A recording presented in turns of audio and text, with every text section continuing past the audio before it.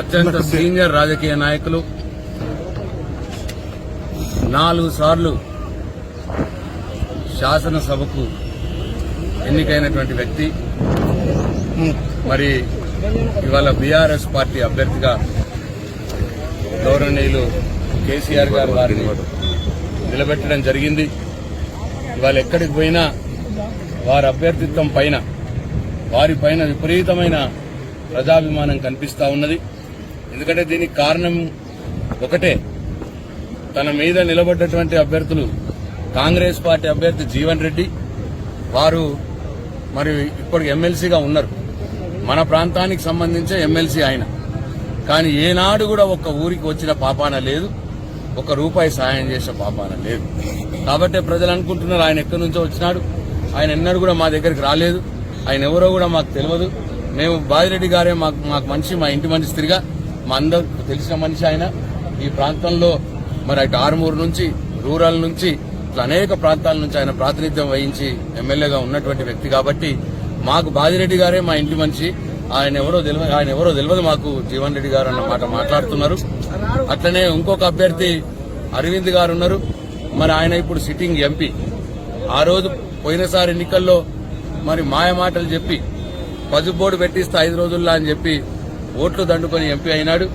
5 రోజులుగా 5 సంవత్సరాలు అయిపోయింది. పసుపు బోర్డు ఎక్కడనో తెలియదు. ఏమన్నంటే పెట్టినామంటాడు.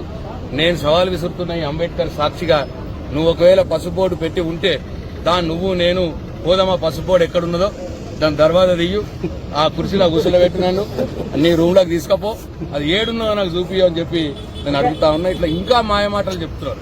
పోయినసారి ఎన్నికల్లో 5 రోజుల్లో పసుపు బోర్డు తెస్తా అన్నాడు, మళ్ళా ఇప్పుడు కూడా పసుపు బోర్డు తెచ్చినమో అన్న మాయమాటలు చెప్తా ఉన్నాడు. మరి ఇవన్నీ కూడా గుర్తున్నది.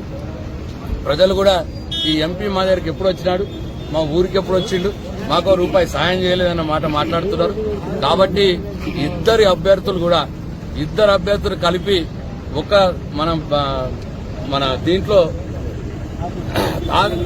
తక్కెళ్ళ ఇద్దరిని కలిపి ఒక దాంట్లో కూర్చుని పెడితే మన బాజిరెడ్డి గారు ఖాళీ అంతా వారు అసలు అభ్యర్థులే గారు. బాజిరెడ్డి గారి మీద వీరికున్న రాజకీయ అనుభవం, వీరికున్న ప్రజల కన్సర్న్, ఎప్పుడు కూడా ప్రజల మధ్యలో ఉండే వ్యక్తి. కాబట్టి బాజిరెడ్డి గారిని సునాయాసంగా గెలిపించుకుంటామని ప్రజలు చెప్తా ఉన్నారు. ఇవాళ నా వేల్పూర్, నా సొంత గ్రామం వేల్పూర్లో ఇవాళ మరి కాన్వెసింగ్ చేసినాం, ఎన్నికల ప్రచారం చేసినాం.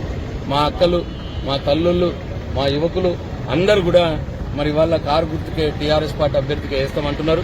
అందరూ కూడా గుర్తు చేసుకుంటున్నారు. 4 నెలలు అయింది, వీళ్ళు ఇట్లా మనువడ చాలా చెప్పినారు, ఒక్కటి కూడా లేదు ఇప్పటికే అని చెప్పి అంటున్నారు అందరు కూడా.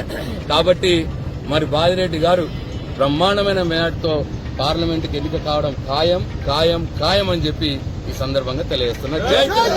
Q9 న్యూస్ ని సబ్స్క్రైబ్ చేసుకోండి, లైక్ చేయండి, షేర్ చేయండి. విలువైన సమాచారాన్ని ముందుగా మీరే తెలుసుకునేందుకు బెల్ బటన్ ని క్లిక్ చేయండి.